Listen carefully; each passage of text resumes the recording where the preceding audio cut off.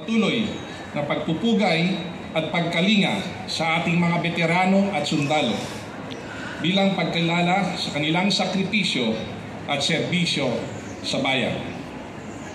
Magsilbi nawang inspirasyon ang kanilang kagitingan sa ating sandatahang lakas at sa bagong henerasyon ng ating mga bayani.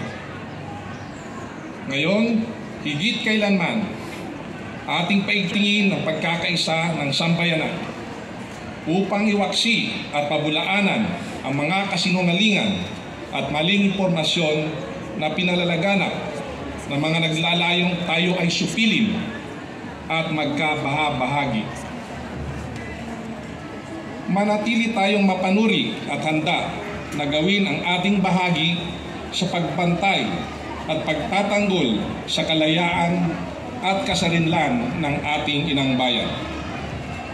Mabuhay ang bagong Pilipinas. Lumagda, Gilberto Teodoro Jr. ang kalihim. Mabuhay!